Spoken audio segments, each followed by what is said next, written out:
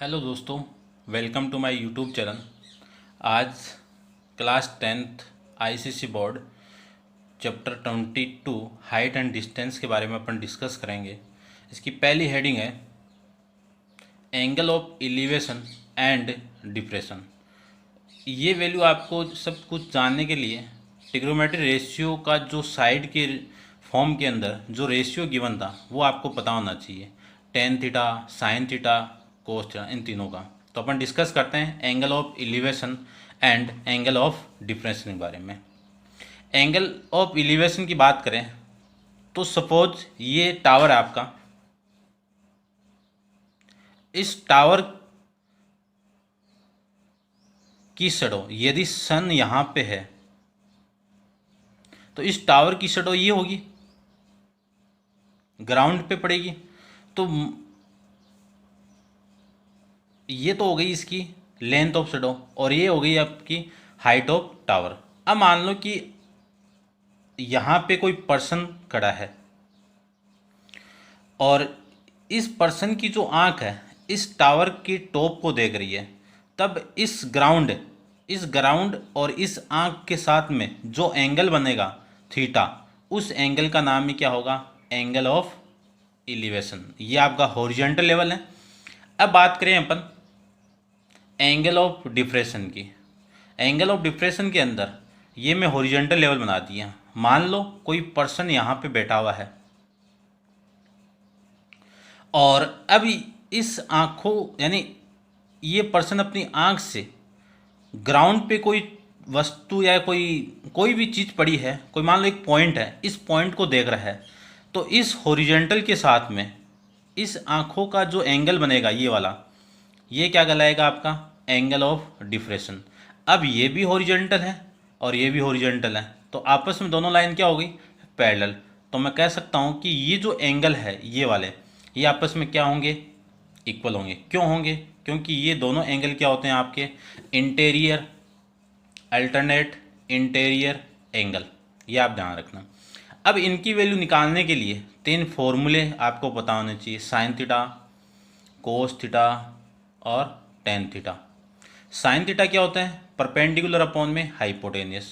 और ये क्या होता है? बेस अपॉन में हाइपोटेनियस। और ये क्या होता है आपका? परपेंडिकुलर अपॉन में बेस। यदि आपको किसी क्वेश्चन के अंदर परपेंडिकुलर और हाइपोटेनियस गिवन, तब साइन थीटा निकालना है। और यदि आपको बेस और हाइपोटेनियस गिवन है तब आपको कोस थीटा निकालना है। और यदि आपको परपेंडिकुलर एंड बेस गिवन है तब आपको टेन थीटा अप्लाई करना है। तो क्वेश्चन में अप्लाई करते हैं, समझ जाओगे आप। देखते हैं क्वेश्चन नंबर फर्स्ट के बारे में। क्वेश्चन नंबर फर्स्ट क्या है?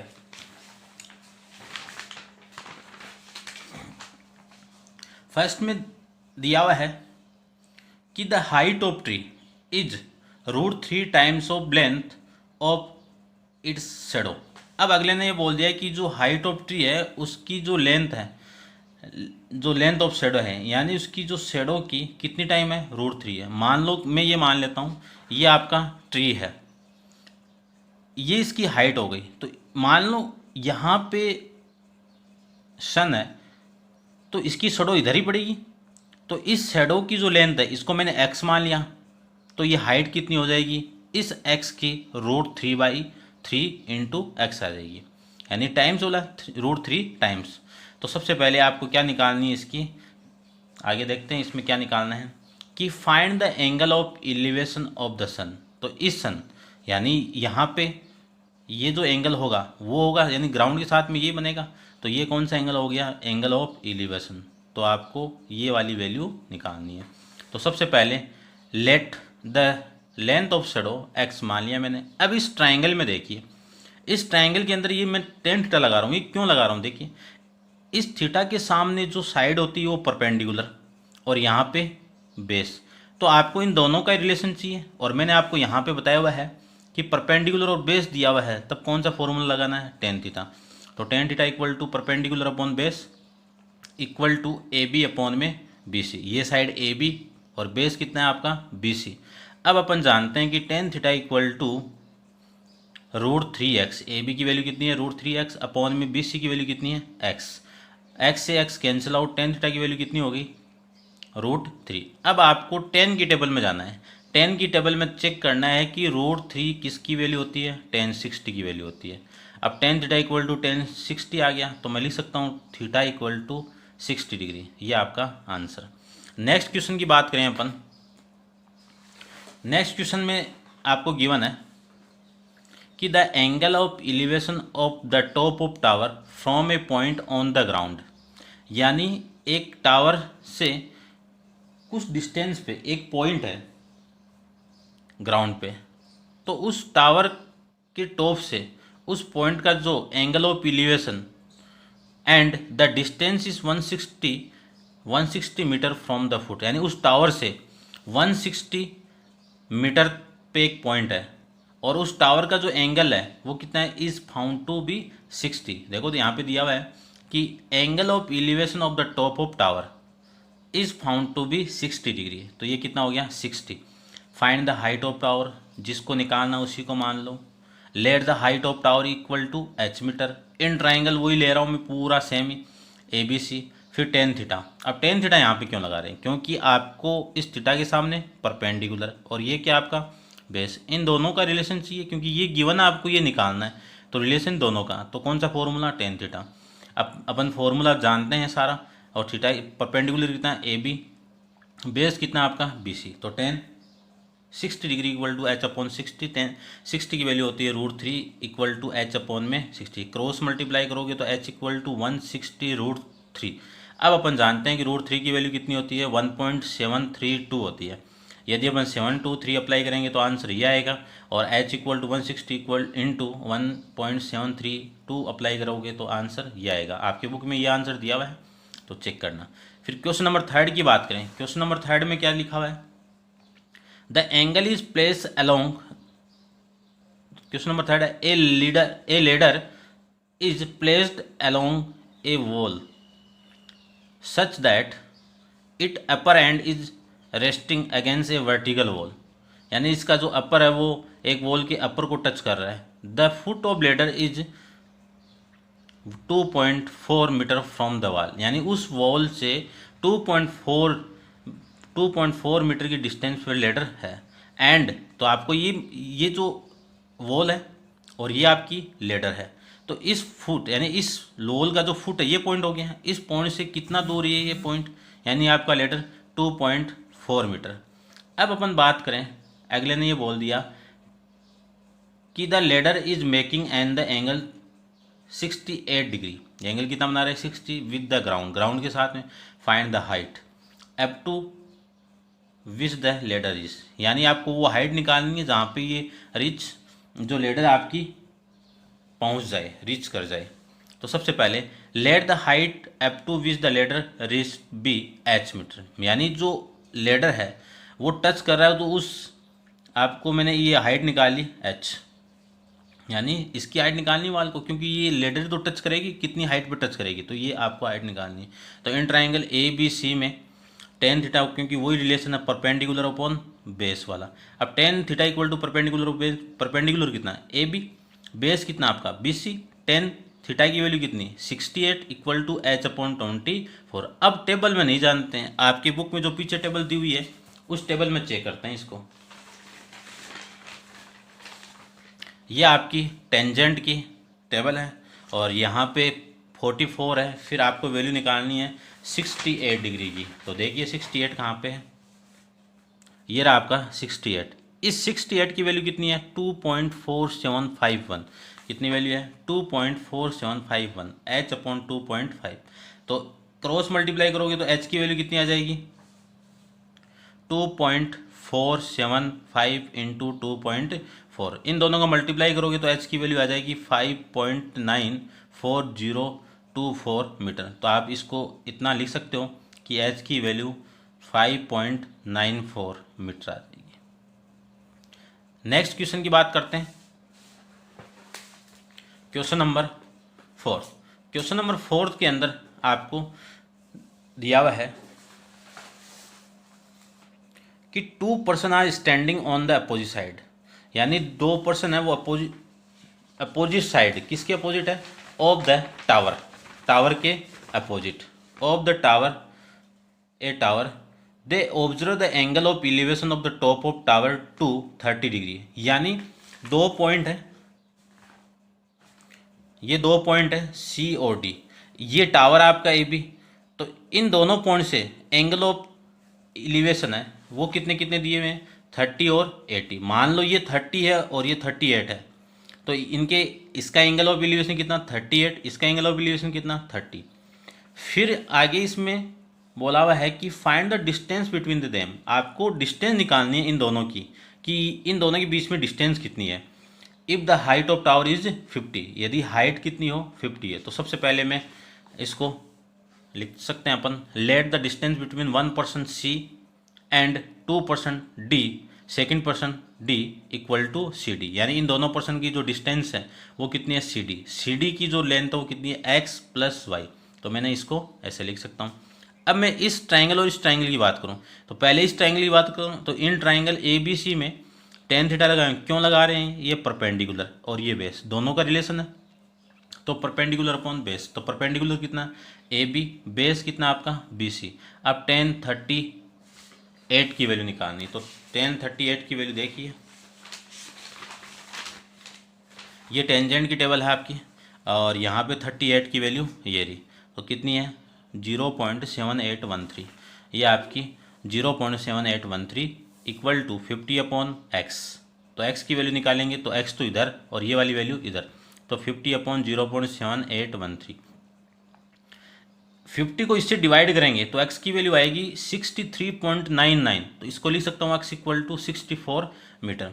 फिर इस वाले ट्राइंगल की बात करें तो इन ट्राइंगल ए बी सी में अब इसमें ये निकालना है और ये आपको गिवन है, तो दोनों का रिलेशन परपेंडिकुलर और बेस का, तो परपेंडिकुलर अपॉन हाइपोटेनस। तो 1030 इक्वल टू परपेंडिकुलर कितना है यहाँ पे 50, बेस कितना है y, तो 1030 की वैल्यू कितनी 1/√3 इक्वल टू 50 अपॉन में y।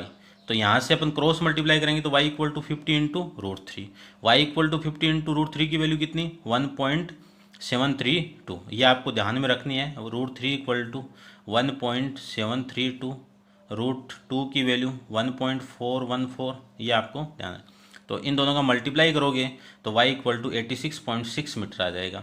फिर आपको डिस्टेंस निकालनी थी सी डी वाली, तो C D equal to x plus y, x की वैल्यू कितनी 64, वाई की वैल्यू 86.60, तो सी डी इक्वल टू इन दोनों को ऐड करोगे तो 150.6 मीटर आपका आंसर आ जाएगा। क्वेश्चन नंबर 5 की अपन बात करें तो क्वेश्चन नंबर 5 क्या देखिए, question number 5, a kite is attached to string, यानी ये काइट स्ट्रिंग से अटैच है। Find the length of the string, और आपको किसकी लेंथ निकालनी है उस स्ट्रिंग की जहाँ से वो अटैच है।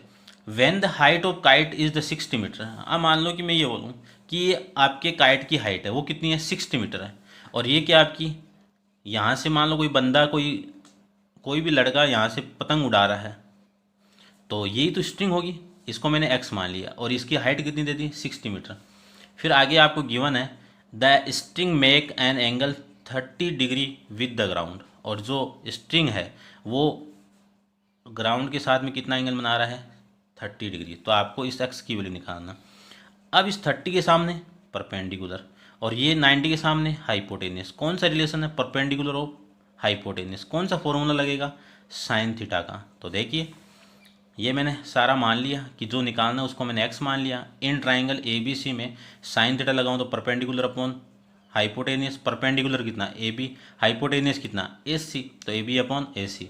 साइन थीटा की वैल्यू कितनी 30 डिग्री, ए बी कितना 60, ए सी कितना एक्स, साइन 30 की value 1/2, 60 upon x, cross multiply करोगे तो ये तो इधर मल्टीप्लाई ये इधर मल्टीप्लाई, तो एक्स इक्वल टू 120 मीटर, ये आपका आंसर आ जाएगा। अब अपन क्वेश्चन नंबर नेक्स्ट की बात करें 6 की, a boy 1.6 metre tall is 20 metre away from the tower, यानी एक लड़का है वो टावर से कितना दूर है 20 मीटर अवे फ्रॉम, और उस लड़के की जो हाइट है वो कितनी है 1.6 मीटर है। तो मैं ये टावर मान लेता हूँ, इस टावर की हाइट कितनी है h मान लेता हूँ। अब इस टावर से 20 मीटर दूर एक लड़का खड़ा है जिसकी हाइट कितनी है 1.6 है। फिर अगले ने ये बोला है कि observe the angle of elevation the top of the tower is 45, तो इसका एंगल कितना है 45। उसके बाद में दूसरा एंगल कितना है 60। Find the height of tower. इन दोनों केस के अंदर आपको हाइट निकालनी है, इन दोनों केस में आपको हाइट निकालनी है। तो सबसे पहले जो निकालना उसको मान लेते हैं। Let the height of tower equal to H. अब एच तो पूरा ही है, ये निकालते हैं। तो in triangle A B C, तो tan theta equal to perpendicular upon base. Perpendicular कितना है ए बी, बेस कितना आपका बी सी। तो इस ट्राइंगल की बात करें अपन तो ये आ जाएगा आपका। तो टेन थीटा की वैल्यू कितनी 45 इक्वल टू ए बी को क्या लिख सकता हूँ, इस ए बी को क्या लिख सकता हूँ, ये प्लस ये ए बी, यानी इस ए बी को लिख सकता हूँ मैं इस पूरे में से, ये आप माइनस करोगे तभी तो आएगा। इस पूरे में से ये माइनस कर दोगे यानी ये हटा दो तो ये आ जाएगा। तो क्या लिख सकता हूँ मैं ए बी को ए ई माइनस बी ई। तो यहाँ पे ए E minus B E upon में बी सी कितना है आपका 20। 1045 की वैल्यू 1, ए ई की वैल्यू कितनी है एच, माइनस बी ई की वैल्यू कितनी है 1.6। क्योंकि ये लड़का यहाँ पे था तो ये वाला हाइट सेम ही रहेगी, तो 1.6 अपॉन में 20। अब ये 20 इधर आएगा तो h माइनस 1.6 इक्वल टू 20। ये 1.6 माइनस का है इधर आके पॉजिटिव, और इसके साथ में ऐड होगा तो 20 प्लस 1.6, तो 20 प्लस 1 कितना 21 पॉइंट कितना 6। ये आपकी इस टावर की हाइट आ जाएगी। अब अपन बात करें कि ये एंगल चेंज हो, यानी थीटा इक्वल टू 60 है तो सेम है पूरा यहाँ से। तो 1060 की वैल्यू कितनी रूट 3, और फिर ये वाली वैल्यू सेम है h माइनस 1.6 अपॉन में 20। क्रॉस मल्टीप्लाई करोगे तो ये इधर मल्टीप्लाई और ये बच जाएगा। फिर h इक्वल टू निकालेंगे तो इधर आके ये आ जाएगा। फिर 20 इंटू इन दोनों को मल्टीप्लाई करेंगे 20 इंटू 1.732 प्लस 1.6, इन दोनों का मल्टीप्लाई करोगे और इसमें ऐड करोगे तो h की वैल्यू कितनी आ जाएगी 36.24 मीटर। नेक्स्ट क्वेश्चन की बात करते हैं अपन।